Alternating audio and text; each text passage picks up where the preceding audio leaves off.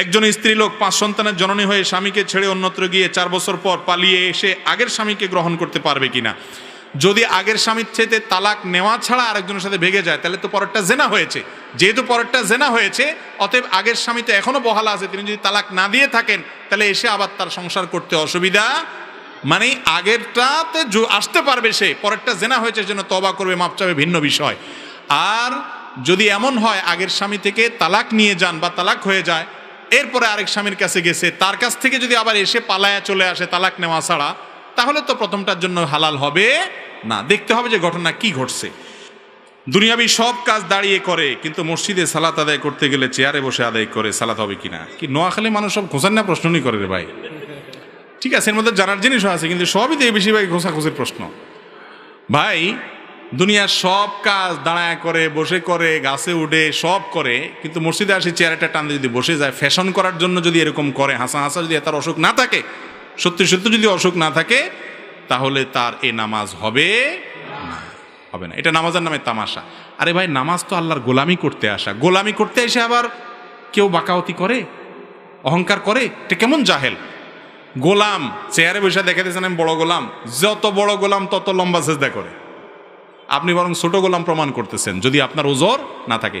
আর যদি কারো সত্যিই এমন অসুবিধা হয় যে কোমরে এত ব্যথা যে সে রুকু করতে পারে না, চিৎকার আসে, ডাক আসে, ভাঙতে পারে না, সেজদা করতে পারে না, ডাক্তার বলেছে যে এইভাবে নিয়মিত করলে বড় ধরনের সমস্যা হবে, ডাক্তার নামাজের গুরুত্ব বুঝে এরকম ডাক্তার, তাহলে সেক্ষেত্রে এই ব্যক্তি যতক্ষণ দাঁড়াইতে পারে দাঁড়াবে, বাকিটা বসে চেয়ারে পড়বে। আর যদি দাঁড়াইতে থেকে বসতেই না পারে, এত দুর্বল হয়তো চেয়ারে বসে পড়তে পারবে। এটা আমার কথা। নবী সাল্লাল্লাহু আলাইহি ওয়াসাল্লাম বলেছেন, যে ব্যক্তি দাঁড়িয়ে পড়তে না পারে সে বসে পড়বে, বসে উঠতে না পারলে শুয়ে পড়বে। একজন অসুস্থ সাহাবীকে তিনি নির্দেশনা দিয়েছেন, এজন্য সে পড়তে হবে। যদি তার দাঁড়ানোর ক্ষমতা না থাকে, সেটা চেয়ারে বসলো আর নিচে পড়লো, বসেই পড়লো, ইশারায় পড়লো, এটা জায়েজ আছে। কিন্তু একটু কোমর ব্যথা, আজকে শরীরটা ভালো লাগে না, একটু কষ্ট মনে হচ্ছে, আইসা চেয়ার টান দিয়া একটু বৈশা ভাব ধরে নামাজ শুরু করলাম, এই নামাজ হবে না, খবরদার। নামাজের পূর্বে নিয়ত নাওয়াইতুন পড়া যাবে কিনা? নামাজের পূর্বে নিয়ত করা সুন্নত না ফরজ? জানেন না আপনারা? নামাজের আগে নিয়ত করাটা এটা কি সুন্নত না ফরজ? ফরজ। ইন্নামাল আমালু বিন্নিয়াত। নামাজের ফরজের মধ্যে একটা হলো নিয়ত করা, শুনেন নাই? নিয়ত করা ফরজ। নিয়ত করা ফরজ, নিয়ত বলা ফরজ না। নিয়ত বলা মুখ দিয়া হয়, আর নিয়ত করাটা মন দিয়া হয়। নিয়ত করাটা কি দিয়া হয়, আর নিয়ত বলে কি দিয়া? নাওয়াইতুন বলাটা হলো নিয়ত বলা, আর মনে মনে আমি কি পড়তেছি এটা আমার মাথায় আছে, এটা মানে হলো নিয়ত করা। অনেক সময় বলে না যে আগামী বছর হজে যাওয়ার নিয়ত করছি, এর মানে সে বলছে নাওয়াইতু আনা রোফিল হজ। এরকম বলে নাওয়াইতু আনা রোফিল হজ, আমি আগামী বছর হজে যাবো, এরকম কথা আরবিতে বলে। কিন্তু তারপরও বলে আমার হজে যাওয়ার নিয়ত। একজন যাইতেছে রাস্তা দিয়ে, কেউ কোন দিকে ছুটছেন, কই যাইতেছেন? বলে যে ভাই বাজারে যাওয়ার নিয়ত করছিলাম। সে কি ওই নাওয়াইতুন পড়ে আসছিল? তার মানে কি তার মনে বাজারে যাওয়ার ইচ্ছা। নিয়ত মানে ইচ্ছা। নিয়ত মানে কি ভাই? আপনি কি ইবাদত করতেছেন, সেই ইচ্ছা, সেই ইন্টেনশন, সেই চিন্তা আপনার মাথায় থাকলে নিয়ত হয়ে গেছে। মুখে নাওয়াইতুন পড়ার দরকার, এবং এটা রাসূল আকরাম সাল্লাল্লাহু আলাইহি ওয়াসাল্লাম শেখানো নাই। যদি এটা দরকার হতো তিনি শিখাইতেন, কিন্তু আমরা ছোটবেলা থেকে নাওয়াইতুন পড়ছি। এই নাওয়াইতুন বগদাদি কায়দাতেই আছে, ওই মক্কা মদিনার কায়দায় নাই। ইসলাম কি বগদাদ থেকে আসছে না মক্কা মদিনা থেকে আসছে? তাহলে বগদাদি কায়দাটা পড়লে কেমনে হবে? সহজ হিসাব বুঝেন না? আল্লাহ তাআলা আমাদেরকে বুঝার তৌফিক দান করুন। আচ্ছা, নামাজের সময় না আপনি নাওয়াইতুন পড়ছেন, বুঝলাম। আপনি যখন কাউকে 10 টাকা দান করতেছেন, এটা একটা ইবাদত কি ইবাদত না? ইন্নামাল আমালু বিন্নিয়াত। সমস্ত আমলই যখন নিয়তের উপর নির্ভর করে। শুধু নামাজের ক্ষেত্রে শুধু নাওয়াইতুন পড়তেছেন, দানের সময় কেন বলতেছেন না নাওয়াইতু আন আতাসাদ্দাকা 10 টাকা আরবিতে, যে আমি 10 টাকা দান করলাম, এরকম কি বলেন আপনি? তাহলে সেটা দান হয় কি হয় না? আপনার নিয়ত আছে মনে মনে, আল্লাহ তোমারে খুশি করার জন্য আমি এই মানুষটাকে 10 টাকা দিলাম, বাস আল্লাহ তাআলা সওয়াব দিয়ে দিবেন। তো যে আল্লাহ এটা বুঝে, আল্লাহ নামাজেরটা বুঝে না?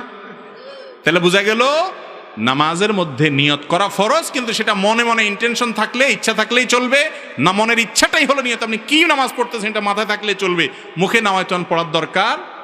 মুরব্বিরা বলবেন যে নতুন নতুন হুজুর গজাইছে, এসব ওলায়েন কি কয় না কয় আল্লাহ জানে। আর জীবন 14 গোষ্ঠী করিয়া আইছি, আমরা করিয়া আইছি, এগুলো নতুন করে কি কয়? বাবুরে, আপনারা দেখতে খেতে ধান লাগান, সব কি ধান হয়নি না কিছু আগাছাও জগা যায়, আগাছাগুলো উঠে দিতে হইব। যদি কন না ধানের লগে আগাছা উঠছে হিগিনো থাক, চলবো? ফসল ভালো হবে? সুন্নতের সাথে কিছু বেদাত, কিছু উল্টাপাল্টা জিনিস আছে। মুরব্বীরা বাপ দাদারা যা করে গেছে সব খারাপ ছিল না, বেশিরভাগই ভালো ছিল, দু চারটা ভুলভ্রান্তি ছিল। ওনারা মানুষ না কয় না বাপ দাদা যা করে আসছে এর উল্টাটা আমরা করব না। তো বাপ দাদা তো আলস হয়েছে, ওনারা বিদেশ হারাইছেন কা, বুঝেন নাই? ও দুনিয়ারটা তো ভালো বোঝেন, মাশাআল্লাহ। বাপ দাদা আলস হয়েছে, ওনারা কইবেন তোর 14 গোষ্ঠী আলস হয়েছে, তুই আলস হবি বেটা, বিদেশ কিল্লা যাবি, এটা তো কর না। সেখানে ঠিকই বুঝেন যে বাপ দাদা ছাড়া সুযোগ আসেন না, তারা এটা করছে, আমি একটা ভালো সুযোগ পাইছি এটা করি। তো বাপ দাদা যদি ভুল করেন সেটা কি ধরে রাখা যাবে? আল্লাহ আমাদেরকে বুঝার তৌফিক দান করুন। মাজারে টাকা পয়সা দান করলে গুনাহ হবে কিনা? কিরে ভাই সব এক ক্যাটাগরি প্রশ্ন দিয়ে আজকে, মাজারে টাকা পয়সা দান করলে গুনাহ হবে কিনা? ভাই টাকা পয়সা দানের খাত কি? যাকাতের 8টা খাত আল্লাহ বলছেন, ইন্নামাস সাদাকাতু লিল ফুকারা, যাদের অভাব আছে, সংসার চালাতে পারে না, কষ্ট হয়, তাদেরকে দিবেন। ওয়াল মাসাকিন, মিসকিনদেরকে দিবেন। ওয়াল আমিলিনা আলাইহা, যারা যাকাত কালেকশনে কাজ করে তাদেরকে দিবেন। ওয়াল মুআল্লাফাতি কুলুবুহুম, একটা মানুষ নামাজ পড়ে না বা ভিন্ন ধর্মের আছে, তাকে কিছু পয়সা দিলে, হাদিয়া দিলে সে দিনের দিকে আসবে, তখন সে উদ্দেশ্যে দেন। দানের খাত বলতেছে আল্লাহ তাআলা। হ্যাঁ, অফির রিকাব, কোন মানুষ দাস আছে তাকে টাকা দিয়ে মুক্ত করে দেন। ওয়াফি সাবিলিল্লাহ, আল্লাহর রাস্তায় দান করেন, জিহাদে দান করেন বা আল্লাহর রাস্তায় দান করেন। এই যে মুসাফিররে দান করেন, 8টা খাত আল্লাহ তাআলা বলেছেন, এগুলো হলো দানের খাত। এর মধ্যে মাজার নামক কোনো খাতের কথা কিন্তু, আমার কথা বিশ্বাস না হলে আপনি কোরআন খুলে মিলিয়ে দেখেন, কি হুজুর আছে? ইন্নামাস সাদাকাতু লিল ফুকারা ওয়াল মাসাকিন ওয়াল আমিলিনা আলাইহা ওয়াল মুআল্লাফাতি কুলুবুহুম, এরপরে অফির রিকাব ওয়াল গারিমিন, যারা ঋণগ্রস্ত তাদেরকে, তারপর অফি আগপাস হয়ে গেছে, হাফেজ নাই কেউ, রিকাব এবং আমিলিন আলাইহা এবং ইবনুস সাবিল বা মুসাফির, এই মানুষগুলোকে আল্লাহ তাআলা যাকাত এবং দান করতে বলেছেন। এই 8 খাতের মধ্যে মাজার আসেনি? বাংলা কোরআন শরীফ খুলে দেখেন নাই, তাহলে বোঝা গেল মাজার এটা দানের কোনো জায়গা। আরে ভাই মাজার তো একটা মানুষ শুয়ে রয়েছে, উপরে ইটের গাঁথনি আছে, এখানে যদি ইটের গাঁথনি দিয়ে পাকা করা যায় না, শরীয়তে নিষেধ আছে হাদিসে, এইখানে দান করবেন কারে? এখানে দান করলে তো ওই যেগুলো আশেপাশে গাঞ্জা মাঞ্জা খায় এগুলোর সুবিধা হবে, আরো গাঞ্জাখোরদের টাকা দিলে সওয়াব হবে না গুনাহ হবে? আরে দান করবেন গরিব মানুষকে, অভাবী মানুষকে, মসজিদের উন্নয়নে, মাদ্রাসার উন্নয়নে, ভালো কাজে, ওখানে দান কি জন্য করবেন? ওখানে দান করলে কাল্লা পাবে, হিয়ানা যায় মোমবাতি জ্বালা। আরে ভাই মোমবাতি দিবেন গরিবের ঘরে, যে মোমবাতির অভাবে ছেলেটা পড়তে পারে না, তারে মোমবাতি কিনে দিবেন। মোমবাতি কিনে দিবেন ওই ঘরে, যেই ঘরে বেচারার বিদ্যুৎ নাই, তারে মোমবাতি কিনে দিবেন। এখানে মাজারালা বেচারা ভিতরে আছে, উপরে মোমবাতি দিয়ে কি লাভ? এটা দিলে তো এই মোমবাতি ঘুরে ঘুরে আবার আমাদের হিয়ানো আসবে, এগুলো ব্যবসা করবো, ঠিক না ভাই? ঠিক। আল্লাহ আমাদেরকে বোধ সম্পন্ন মুসলমান হওয়ার তৌফিক দান করুন। জায়েজ নাই এই সমস্ত মাজার টাজারে মানত করা, শিরক। আমাদের গ্রামে প্রতি জুমার মসজিদে মিলাদ পড়ানো হয়, মিলাদ পড়লে কি গুনাহ হবে? টোকা টোকা সব এসব প্রশ্ন কত আনছেন আপনারা? আপনাদের মসজিদে মিলাদ পড়া হয়, রাসূলের প্রতি দুরূদ পাঠ করা এটা ভালো কাজ না খারাপ কাজ? শুধু ভালো কাজ না, মিন আহাম্মিল ইবাদাত, সবচেয়ে শ্রেষ্ঠ ইবাদতগুলোর মধ্যে থেকে একটা হলো নবী সাল্লাল্লাহু আলাইহি ওয়াসাল্লামের প্রতি কি করা ভাই? দুরূদ প্রেরণ। তার প্রতি দুরূদ প্রেরণ করলে আল্লাহ তাআলা আমাদের প্রতি রহমত নাজিল করবেন ইনশাআল্লাহ। কিন্তু এই দুরূদ পাঠ করার জন্য সবাই মিলে মিছিল দিয়া দলবদ্ধভাবে জোগাড় দিতে দিতে বলতে হবে, এরকম কোনো শিক্ষা উনি দেন নাই। আচ্ছা, দুরূদ আপনারা নামাজে পড়েন না পড়েন না? নামাজের মধ্যে দুরূদ কি আপনারা সবাই জোগাড় দিয়ে বলেন একসাথে? হেঁয়ের মতো সবাই মিলে আল্লাহুম্মা সাল্লি আলা সুদ দিয়া পড়েন? পড়েন না, বরং যার যার দুরূদ শেষে পড়েন না? তো নামাজের বাইরে কেন সবাই একত্র হয়ে যেতে হবে? রাসূল আকরাম সাল্লাল্লাহু আলাইহি সাল্লাম যে ইবাদত যেভাবে করতে বলছেন সেটা সেভাবে করতে হবে। দুরূদ আপনি একা পড়েন, সবাই মিলে যার যারটা পড়েন, এক্ষেত্রে শরীয়ত বলে দেয় না যে একজনের সাথে সবাই মিলে সুর মিলে পড়তে হবে। দুরূদের জন্য একত্র হইতে হবে সবাই, এমন কোন শিক্ষা দুরূদ পড়ার ক্ষেত্রে আমাদের নবীজি দেন নাই। আমরা একটু আগে শুনলাম নবীজি যা বলেছেন সেটা করলেই মুক্তি হবে, মন মতো করলে মুক্তি হবে না। এজন্য দুরূদ পড়া ভালো, কিন্তু দুরূদের নাম দিয়া মিলাদ একসাথে হওয়া এবং একসাথে সুর মিলায় সবাই মিলে পড়া, এটা নবীজির শিক্ষা না। ওই যে পরগাছা কিছু ছিল ভুলভ্রান্তি, তার মধ্যে এটা একটা। বেশিরভাগই ভালো ছিল মুরব্বীদের, দু চারটা ভুলভ্রান্তি ছিল। আমরাও মানুষ, আমাদের কোনো ভুল হইতে পারে, হয়তো আমাদের সন্তানরা পরে ধরা দিবে। যেটা ভুল সেটা অবশ্যই বাদ দিতে, নাকি ভুলটাও ধরে রাখবেন? আল্লাহ আমাদেরকে সঠিকটা শোনার সাথে সাথে মানার তৌফিক দান করুন, আমিন। দুরুদ নিজে নিজে পড়বেন। অনেকে দুরুদ পড়তে পড়তে মনে করে নবীজি আইসা গেছে, এই জন্য দাঁড়ায় যাইতে হয়, তাই না? আরে ভাই, নবীজি আইসা গেছে, দুরুদ পড়লে যদি নবীজি আইসা যায়, তাহলে নামাজের মধ্যে দুরুদটা পড়ি ওইটা হয় আরো বেশি গুরুত্বপূর্ণ, শ্রেষ্ঠ দুরুদ, তাই না? এই সময় তো নবীজি আসে যান না কথা, তাহলে তো সব খাড়া যান না কথা, ঠিক না ভাই? ঠিক। আর নবী করিম সাল্লাল্লাহু আলাইহি ওয়াসাল্লামের প্রতি দুরুদ পড়লে যদি দাঁড়ায় যাওয়া লাগে, তাহলে কোরআন শরীফ পড়ার সময় তো ফ্যানে ঝুলা দরকার। এগুলা কোনো যুক্তির কথা না। মনে রাখবেন, আমাদের অনেক ভাইরা এগুলো কারণে আমাদেরকে ভুল বোঝে, বলে এরা নবীর দুশমন। নাউজুবিল্লাহ। আমরা কি নবীর দুশমন ভাই? নবীরে মহব্বত না করলে মুসলমান থাকে নাকি আবার? অতএব দুরুদ পাঠ করা লাগবে কি লাগবে না, কিন্তু তার জন্য আনুষ্ঠানিকতা নাই, যেভাবে আমরা বানিয়ে নিয়েছি। আল্লাহ তাআলা আমাদেরকে সহিহ পদ্ধতিতে দুরুদ পড়ার তৌফিক দান করুন। বাম পাশে আল্লাহ, ডান পাশে মোহাম্মদ লেখা যাবে কিনা, এতে বড় কোনো অসুবিধা হয়ে যাবে, শিরিক হয়ে যাবে, কাফের হয়ে যাবেন, এরকম না। এটাকে নিয়ে যত বড় করে আমরা দেখাই ব্যাপারটা সেরকম না। বুঝতে হবে সমস্যাটা কোথায় আর সুবিধাটা কোথায়। আল্লাহ আমাদের ইমানের একটা পার্ট, তাওহীদের একটা পার্ট, আর মুহাম্মদ সাল্লাল্লাহু আলাইহি সাল্লাম রিসালাতের প্রতি ইমানের একটা পার্ট।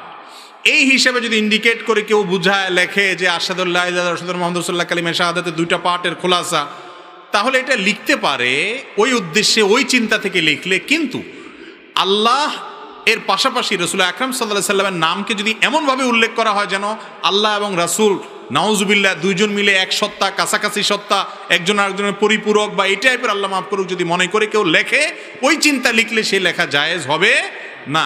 এক ব্যক্তি বক্তৃতা দিতে গিয়ে আল্লাহ এবং রাসূলের নাম এমনভাবে বলছে যে আল্লাহ মালিক, সৃষ্টি, আর রাসূল সাল্লাল্লাহু আলাইহি ওয়াসাল্লাম তার গোলাম, স্রষ্টা, এরকম পার্থক্য হয় নাই। নবী সাল্লাল্লাহু আলাইহি ওয়াসাল্লাম বলেছেন, বিসাল খাতিব ওয়া আনতা, তুমি খুব বাজে বক্তা, তোমার বক্তৃতা তুমি আমার নামকে আল্লাহর নামের সাথে এইভাবে মিশিয়ে ফেলেছো।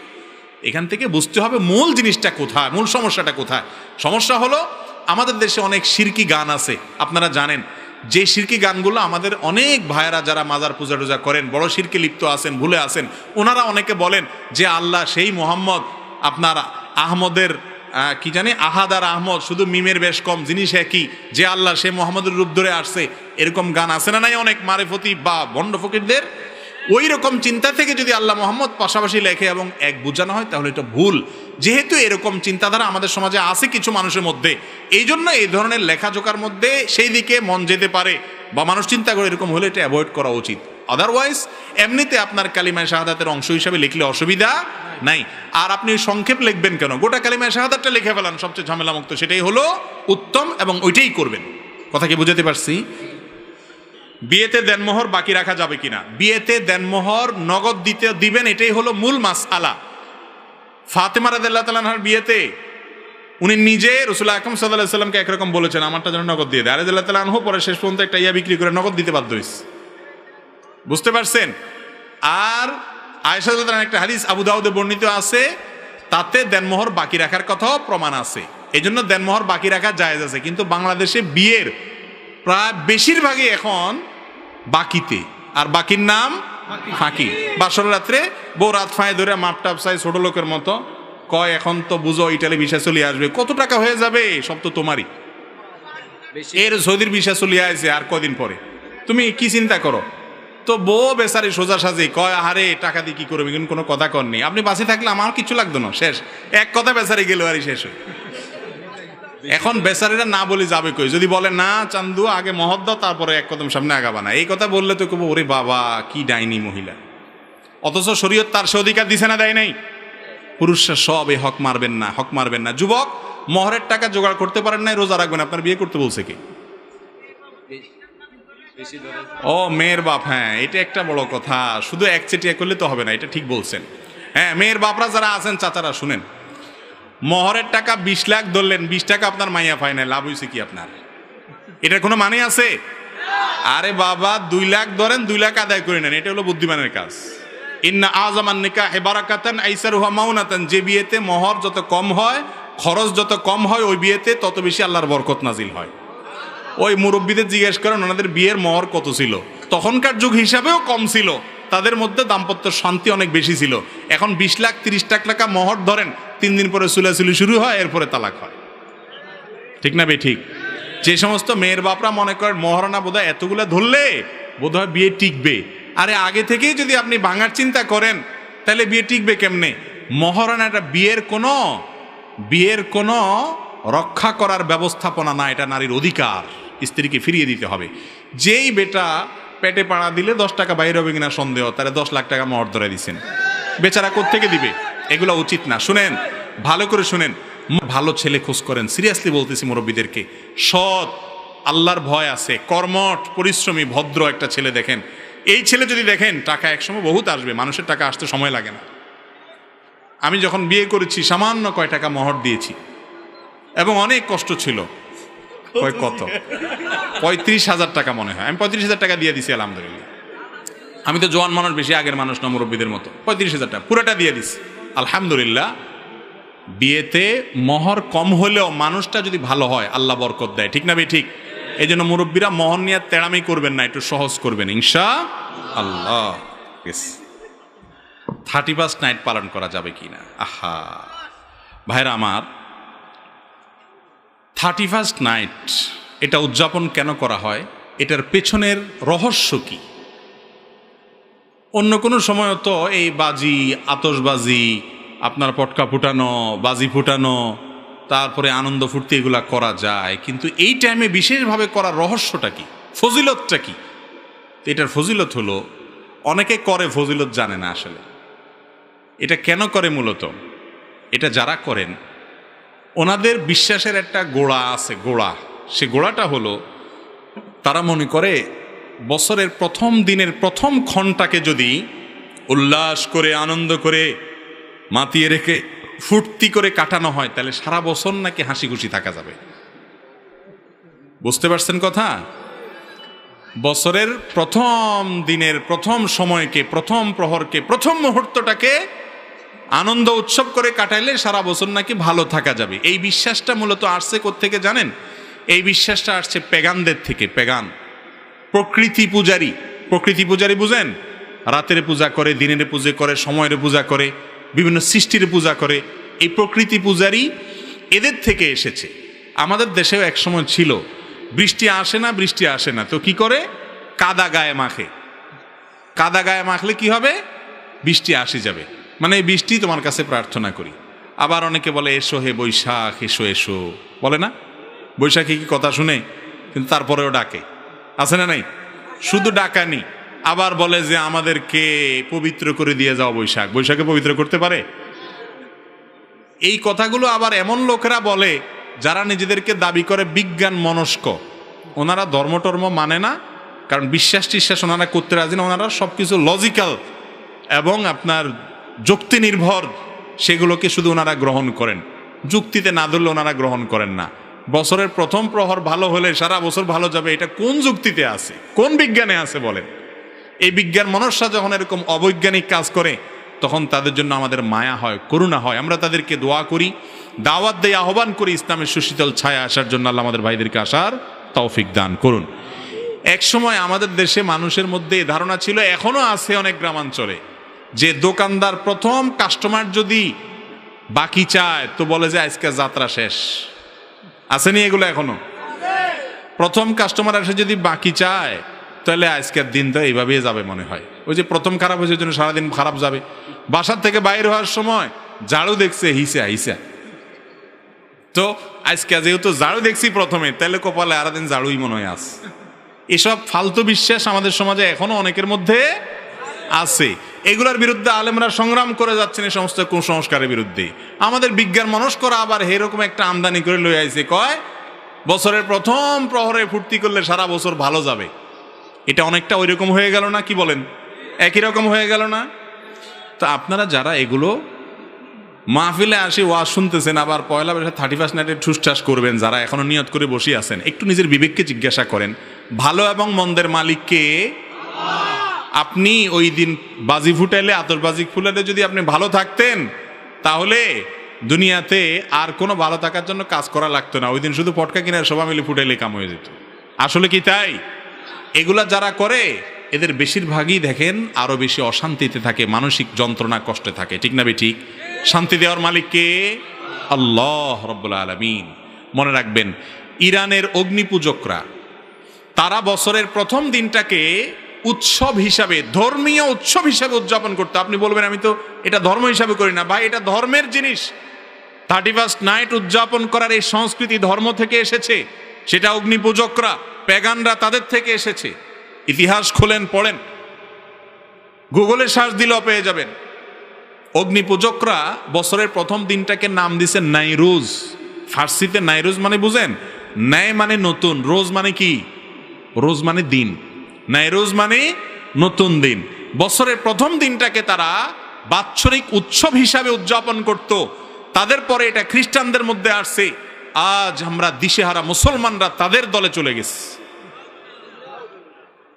আপনার আমার প্রিয় নবী সাল্লাল্লাহু আলাইহি সাল্লাম সেই 1450 বছর আগে সাবধান করে গেছেন, লা তাত্তাবিউন্না সুনানা মান কানা ক্বাবলাকুম শিবরান বিশিবরিন ওয়া যিরাআন বিযিরা।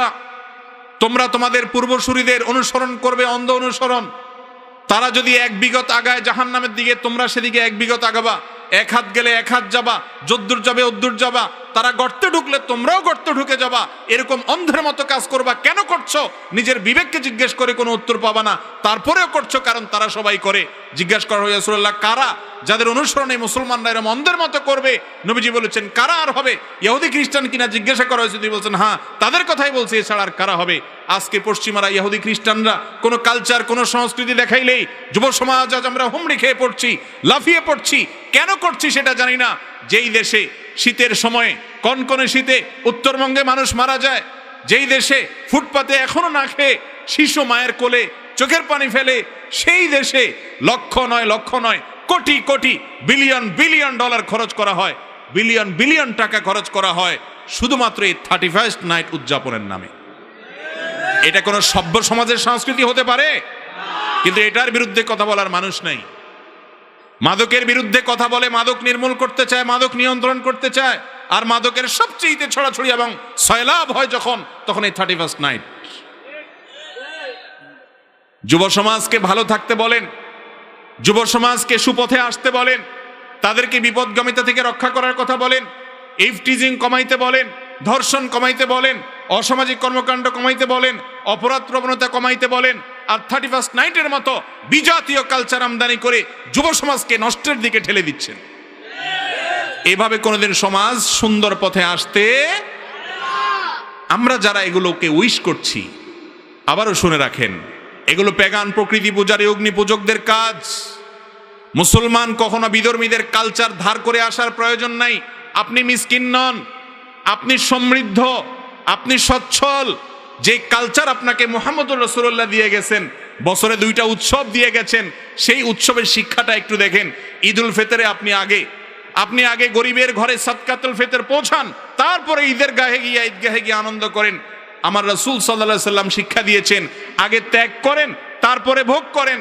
কোরবানির পশু জবে করেছেন, আরেকটা ঈদ, ঈদুল আজহা, সেখানে কোরবানির পশু গোশত গরিবের বাসায় পৌঁছান, আপনিও খান, ত্যাগ করেন, তারপরে ভোগ করেন। এ হলো ইসলামের শিক্ষা। আর এই সমস্ত 31st নাইটের কালচারের শিক্ষা হলো ভোগ করো, ভোগ, আতশবাজি করো, ফুর্তি করো, বদমাইশি করো, হারামের ভিতরে হাবুডুবু খাও, নেশায় বুধ হয়ে যাও, হোটেলের বিভিন্ন প্যাকেজ আছে সেগুলো বুকিং দাও, পাগল এবং উম্মাদের মতো ভোগ করতে থাকো। ত্যাগের কোনো শিক্ষা 31st নাইটে আছে?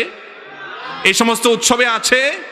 এমনিতেই যুব সমাজ আজ বিভ্রান্ত, এমনিতেই মোরালিটি নাই, এমনিতেই নীতিনৈতিকতা নাই, এমনিই দিশেহারা, অস্থির, তারা কোনো পথ নির্দেশ পাচ্ছে না। আমাদের এই প্রাণের যুবকদেরকে যদি আবারও ভোগবাদী করে তোলা হয়, এমনি ভোগবাদের মধ্যে গোটা সমাজ হাবুডুবু খাচ্ছে, সেখানে ভোগের জন্য যদি আবার দিবস ঠিক করে, আনুষ্ঠানিকতা ঠিক করে যুবকদেরকে যদি জাহান্নামের দিকে ঠেলে দেওয়া হয়, এই সমাজের মানুষের মধ্যে মনুষ্যত্ব থাকবে না, সব পশুতে পরিণত হবে। ভাইরা আমার, আজ যুবকরা ত্যাগ জানে না। আজ মা বাপ শিখায় না যে গরিবের ঘরে এটা নিয়ে যাও। এদেশের মানুষের সংস্কৃতি ছিল, কালচার ছিল, ইসলামের শিক্ষা ছিল। নবী সাল্লাল্লাহু আলাইহি সাল্লাম বলেছেন, তোমার বাসায় গোশত রান্না হলে ঝোলটা বাড়ায় দাও। সেই 1450 বছর আগের বাস্তবতায় এটা বলেছেন। কেন? যে তোমার প্রতিবেশীর নাকে ঘ্রাণ গেলে তার সন্তানরা কষ্ট পাবে, একটু ঝোল হলেও দিও তাকে। এ হলো ইসলামের শিক্ষা। আমরা ছোটবেলায় দেখেছি মা চাচিরা একটু ভালো কিছু রান্না করলে প্লেটে প্লেটে করে, বাটিতে বাটিতে করে আশেপাশে বাড়িতে কম বেশ পাঠাইতো। দেখেন না আপনারা এগুলো? এখন কি এগুলো আছে? নাই। কারণ এখন যে কালচার আমাদেরকে দেয়া হচ্ছে, এই কালচার শুধু ভোগের শিক্ষা দেয়। এখানে ভোগও আসলে না, এখানে ভেতরে আরো দুইটা জিনিস আছে। আপনাদেরকে 31st নাইট উদযাপনের জন্য উদ্বুদ্ধ করে মিডিয়াগুলো, এবং সাম্রাজ্যবাদী বাণিজ্যিক সাম্রাজ্যবাদ, এরা আপনাদেরকে বলে হ্যাঁ 14 ফেব্রুয়ারি আসছে, এই দিনে ভালোবাসতে হবে। আসলে ভালোবাসা টাসা কিচ্ছু না। আপনার মধ্যে আবেগ সৃষ্টি করে, আপনার মধ্যে এই সমস্ত উন্মাদনা সৃষ্টি করে, আপনাকে খরচ করায়া এই সমস্ত সাম্রাজ্যবাদ, বাণিজ্যিক সাম্রাজ্যবাদের ধ্বজাধারীরা আপনাদের সমস্ত সম্পদগুলোকে সারা বিশ্ব থেকে লুণ্ঠন করে নিয়ে আসছে। কোটি কোটি বিলিয়ন বিলিয়ন ডলারের বিজনেস তাদের। আপনার কি লাভ? পকেটে পয়সা খরচ। আর কি লাভ? ইমানি চেতনাকে ভোঁতা করে আপনাকে ধোঁয়াশাপ করে দেওয়া হচ্ছে। এগুলো কোনো মুসলমানের কালচার হতে পারে? এগুলোর বিরুদ্ধে আমরা সংগ্রাম করব তো ইনশাআল্লাহ। এই দেশে মুসলমানদের নিজস্ব সংস্কৃতি আছে না নাই? বছরে 2টা উৎসব আল্লাহ রসুল আমাদেরকে দিচ্ছেন না, দেন নাই? আরেকটা আবার ওই পশ্চিমাদের থেকে আনার দরকার আছে, যাদের জীবন শেষ, যাদের শান্তি শেষ, যাদের পরিবার ব্যবস্থাপনা ভেঙে পড়েছে, যারা অশান্তির দাবানলে পড়ে ছাই হচ্ছে, যারা আত্মহত্যার একের পর এক মেশিন আবিষ্কার করে চলেছে, যারা আত্মাহুতি দেওয়ার জন্য প্রতিযোগিতায় লিপ্ত হচ্ছে, প্রতি বছর আত্মহত্যার সংখ্যা বেড়ে চলেছে, মানসিক অশান্তির জোয়ারে হাবুডুবু খাচ্ছে। মুসলমানরা তাদের কাছ থেকে কালচার ধার করে আনার কোনো প্রয়োজন নাই। যারা এদেশে সেগুলোকে নিয়ে আসে তারা এদেশের বন্ধু নয়, তারা এদেশের শত্রু, তারা যুব সমাজের শত্রু, তারা এদেশের কৃষ্টি কালচারের শত্রু, তারা এদেশকে ধ্বংস করতে চায়। এই 31st নাইট উপলক্ষে শত শত হাজার হাজার নর্তকী বিদেশ থেকে আমদানি করে লক্ষ টাকার টিকিট বিক্রি হয় 5 স্টার হোটেলগুলোতে, বুকিং হয়ে যায় অনেক আগে থেকে। এই দেশে এরকম বেলেল্লাপনা, এরকম অশ্লীলতা ছড়িয়ে পড়তে পারে না। নতুন বছর এসেছে, একটা বছর চলে গেছে, জীবন থেকে একটা বছর খসে পড়ে গেছে, কবরের দিকে আমি এক কদম আগায় চলে গেছি। আমি হিসাব মিলাবো যে আমি কি করেছি আর কি করি নাই, ভুল হয়েছে গত বছরে কি কি, সেগুলোর জন্য ইস্তেগফার করে নতুন করে সংকল্প করবো, আল্লাহর কাছে মাপ চাইবো। এটা হলো ইমানের শিক্ষা, ঠিক না ঠিক? আরে সব নতুনে খুশি হওয়া এটা পাগলের কাজ হতে পারে, কোনো সুস্থ মস্তিষ্কের মানুষের কাজ হতে পারে না। একজন মানুষের ফাঁসির কাষ্ঠের ঝুলার জন্য ঘোষণা হয়ে গেছে, মৃত্যুদণ্ড ঘোষণা হয়ে গেছে। প্রতিদিন নতুন প্রভাত আসলে, আর 3 দিন, আর 10 দিন বাকি আছে, আর 9 দিন বাকি আছে, প্রতিদিন নতুন সকাল আসলে সে খুশিতে উদ্বেলিত হয়ে যায়, তাই না? আরে ভাই, এক এক দিন নতুন সকাল আসা মানে হলো তার আতঙ্ক বাড়া, কারণ তার মৃত্যুর দিকে, তার ফাঁসির কাষ্ঠের দিকে সে এগিয়ে যাচ্ছে। নতুন, সব নতুনকে এনজয় করতে হয় না।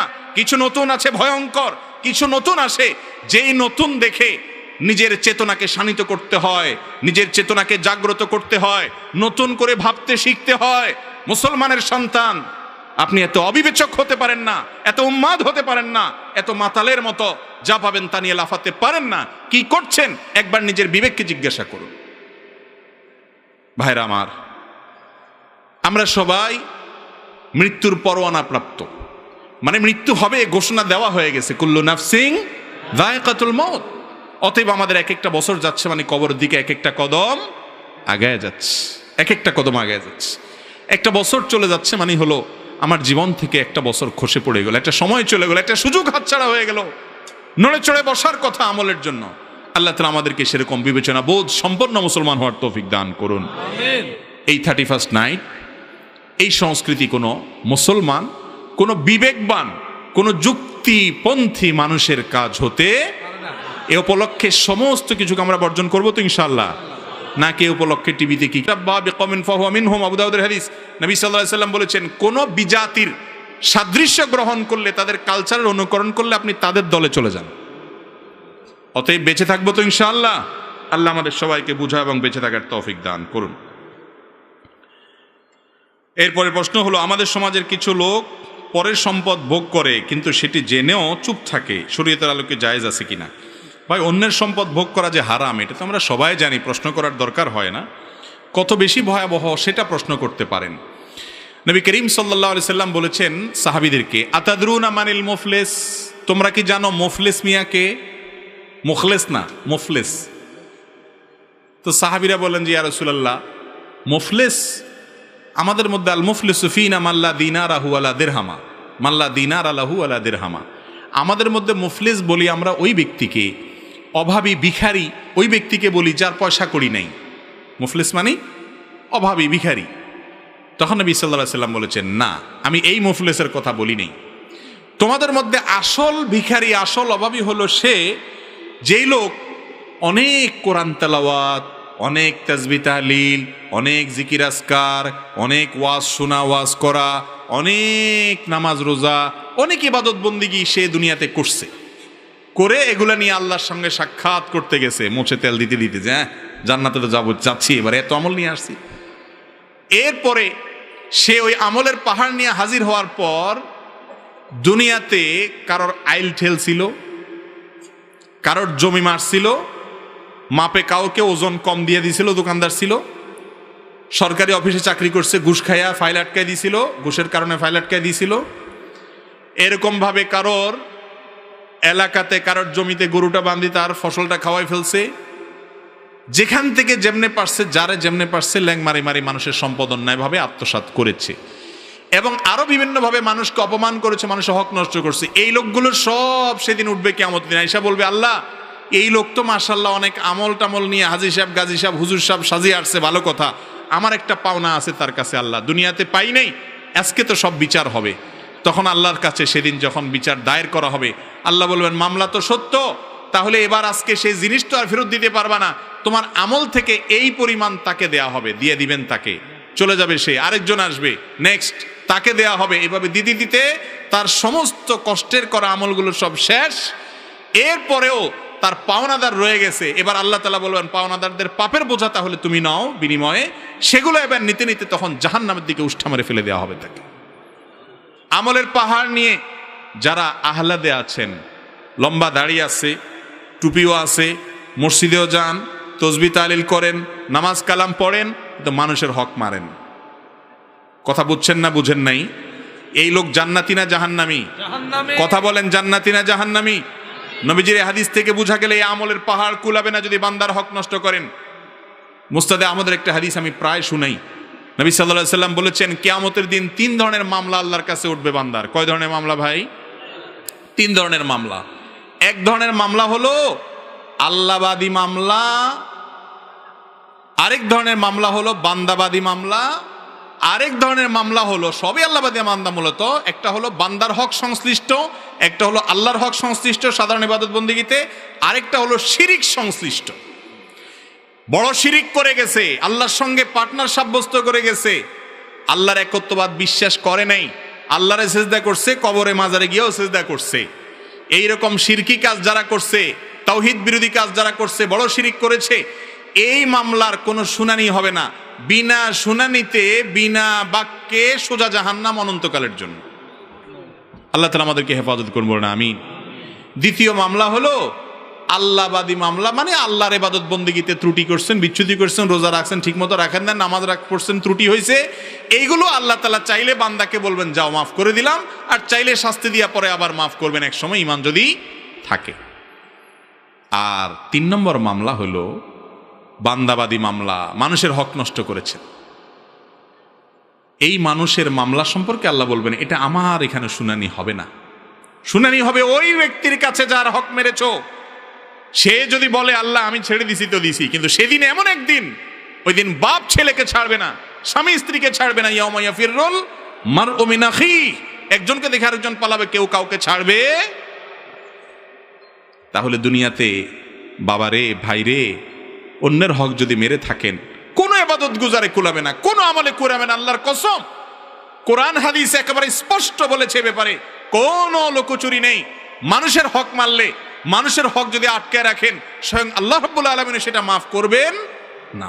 এত ডেঞ্জারাস বিষয়। অনেক নফল আমল না করে মানুষের হকটা আদায় করেন। 2টা হকের কথা সব জায়গায় বলি আমি। আমরা যারা সুযোগের অভাবে সৎ, সরকারি চাকরি পাই না, ঘুষ খাবে কোত্থেকে, নাউজুবিল্লাহ। তারপরে আপনি দোকানদার না, মাপে কম দিবেন কোত্থেকে, সুযোগই নেই, সৎ বা নানা কারণে অপরাধ অনেকগুলো এমনিই করেন নাই, মানুষের হক নষ্ট করেন নাই আলহামদুলিল্লাহ, বা এমনি আপনি ভালো মানুষ করেন নাই, এক দুইটা অপকর্ম আমরা বাংলাদেশের বেশিরভাগ মানুষ করি, হুজুর গায়রে হুজুর নেই, খুব কম সংখ্যক মানুষ হয়তো এখান থেকে মুক্ত আছেন। তার একটা হলো বাপ মায়ের সম্পদে বোনের অধিকার দিয়ে দিয়েছেন তো সবাই হিসাব করে। ঠিক করতে তো পয়সা লাগে না, এখন আর ঠিক হয় না কেউ, সব চুপ হয়ে গেছে। বাপ মারা গেছেন, বাপের সম্পদে ছেলে হিসাবে আপনার যেরকম হক আছে আপনার বোনের আছে না নাই, দিয়া দিছেন হিসাব করে। কোরআন যতটুকু দিতে বলছে ততটুকু। এরকম বাপের পুত মায়ের পুত থাকলে হাত দাঁড়ান দেখি দু চারজন।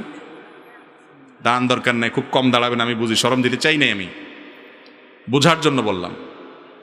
যারা দেন নাই খুব সোজাবত শুনে রাখেন, বান্দার হক নষ্টকারীদের মধ্যে এরা সবচেয়ে ডেঞ্জারাস। কারণ আত্মীয়র হক নষ্ট করা, রক্ত সম্পর্কীয় আত্মীয় বোনের হক নষ্ট করা, বাইরের লোকের হক নষ্ট করার চাইতে অনেক বেশি ভয়াবহ। কিন্তু আমরা দেই না, বোনদের হক দেই না। কেন?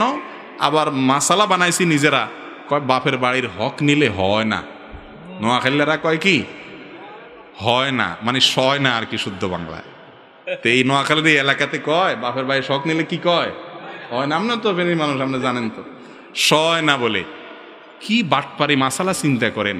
একই বাপের সম্পদ, আপনি ছেলে আপনারে সইবে, উনি বোন উনি নিলে ওনারা সইবে না। বাহ, মানে কিভাবে সম্পদ মারতে হয়, মাসালা কেমনে বানাইতে হয়, ইবলিস বানাইছে এই মাসালা।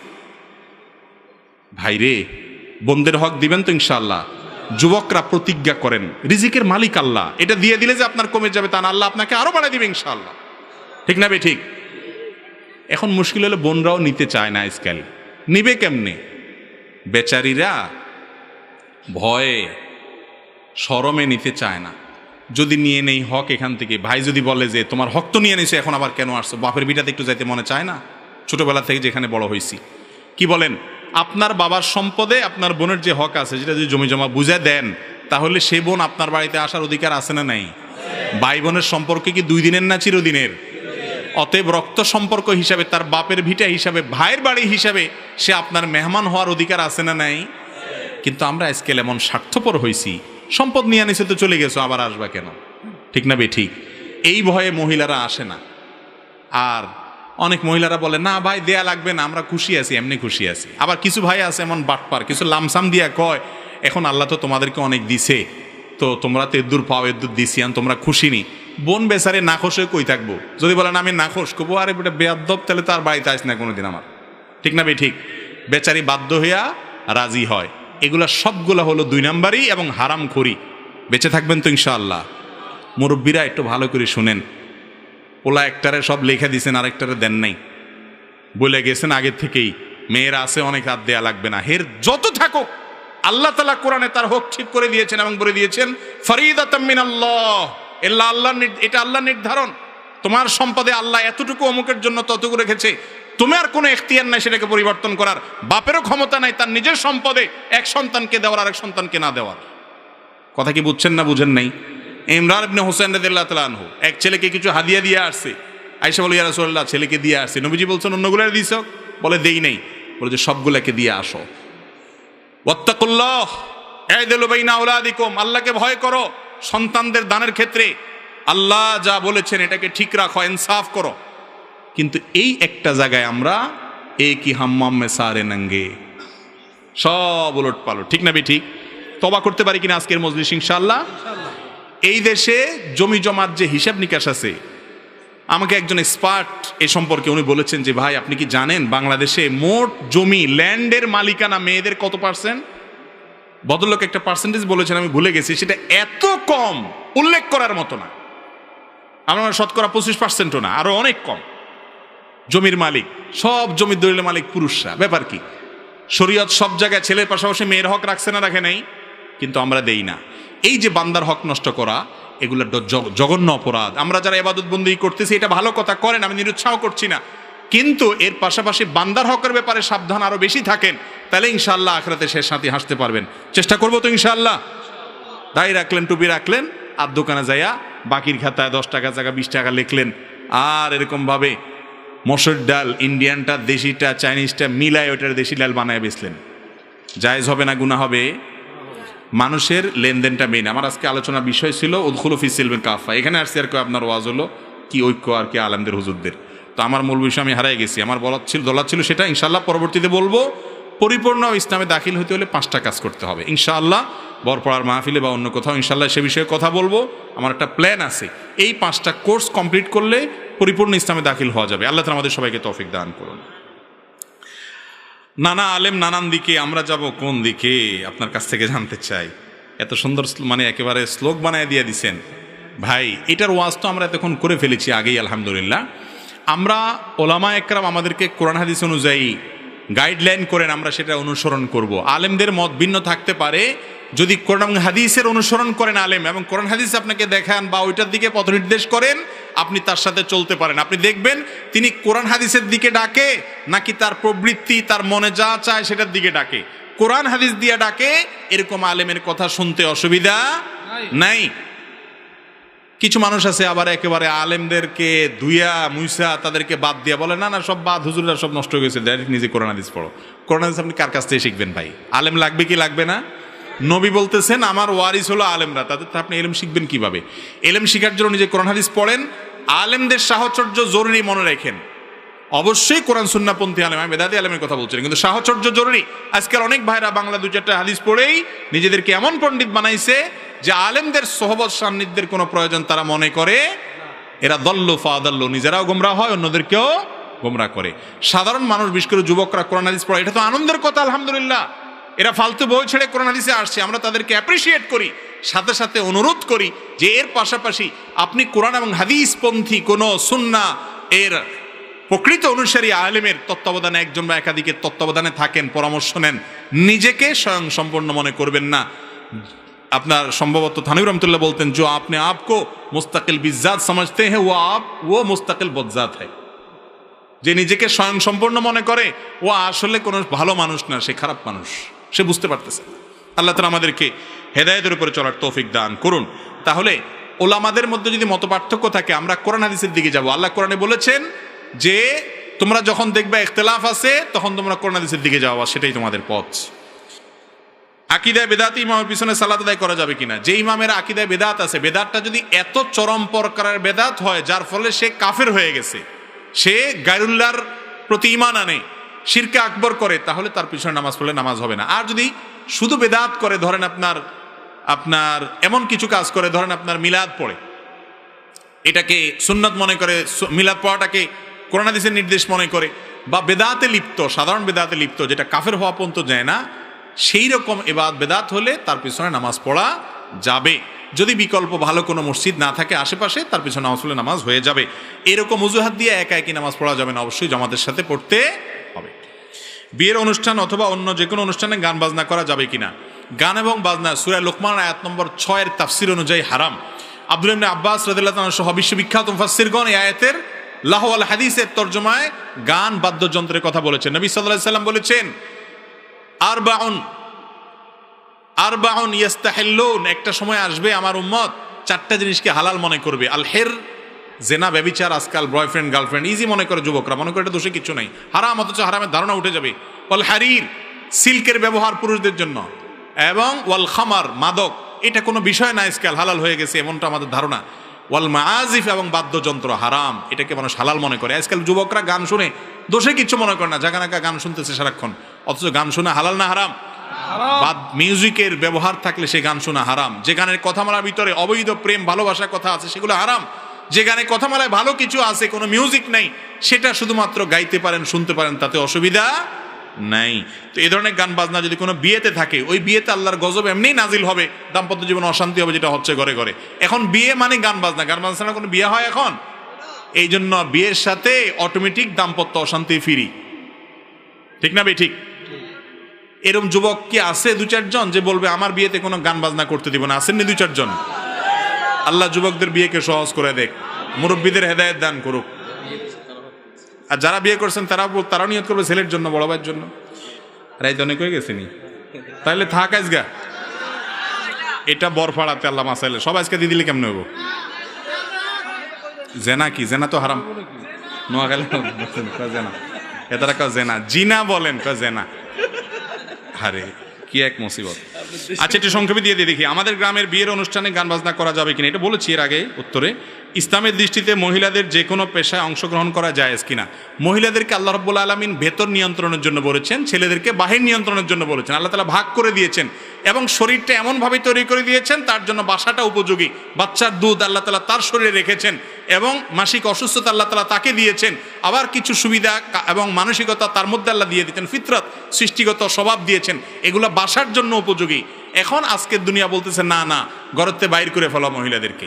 বাহির করার পর একটা লজিক আপনারা অনেকে হয়তো আগে শুনছেন, ভাই মহিলারা বাইরে যারা চাকরি করে তাদেরকে দিয়ে খাটান, আপনারা বাসায় এসে আবার ভাতও রান্না করে, বাচ্চাটা গর্ভে ধারণ করে, দুধ দান করে, আপনি পুরুষ মানুষ তার ভিতরের ডিউটিতে সে পালন করাই লাগে, উল্টা বরং বাইরের ডিউটিও খাটায় নিতেছেন। এটা কি নারীর অধিকার দিলেন না? 12টা বাজালেন, আরো ক্ষতি করলেন না?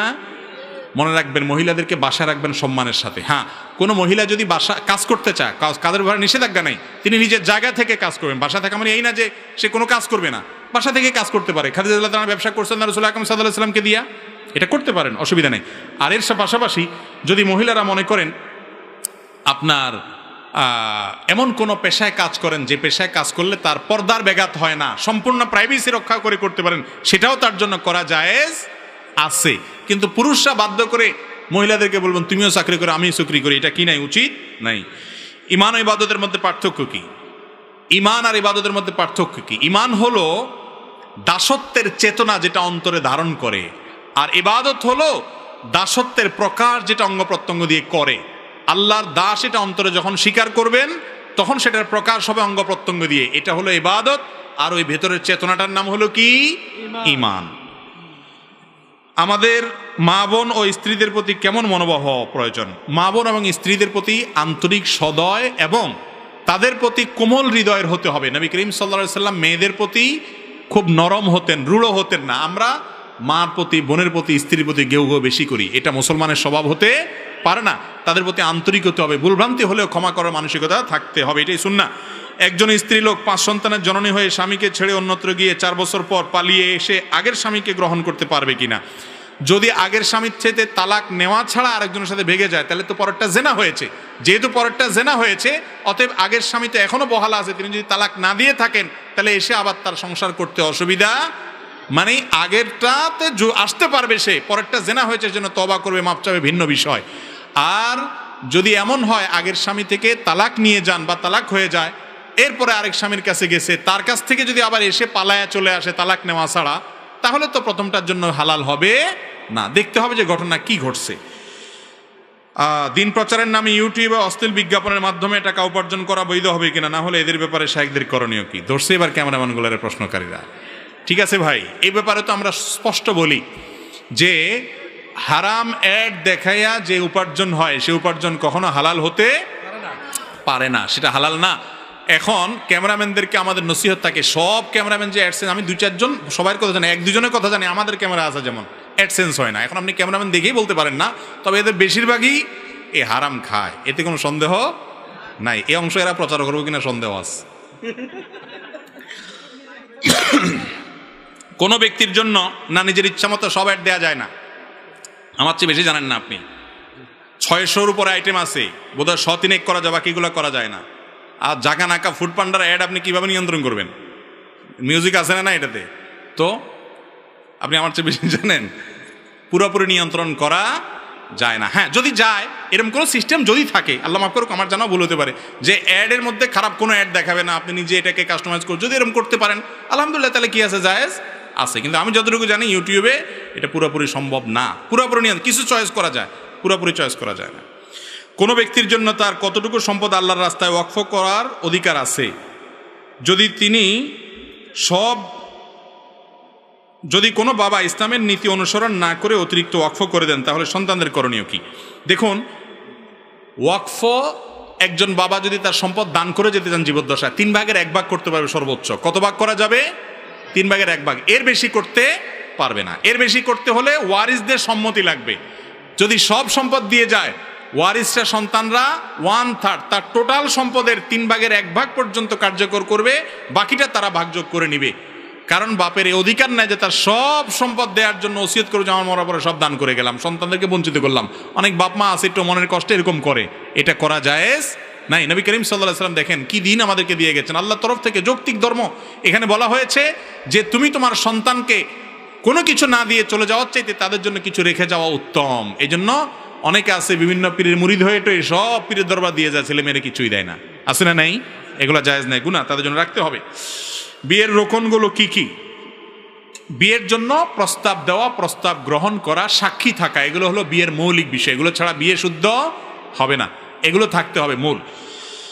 মহারণা দেওয়া কি? মহারণা আদায় না করে কেউ মারা গেলে তার শাস্তি হবে কিনা? অবশ্যই শাস্তি হবে। মহারণা দেওয়া এটা জরুরি, আবশ্যক, এটা স্ত্রীর হক, অধিকার। এটা না দিলে বান্দার হক নষ্ট করলে ওই যে মুফলিসদের কাতারে উঠবে, কিয়ামতের ময়দানে স্ত্রী সেটা আদায় করবে, সব দিক থেকে কাটা যাবে। এই জন্য জীবদ্দশা অবশ্যই মহারণা দিয়ে যেতে হবে। যারা এখনো দেন নাই হিসাব করে দিয়ে দিবেন।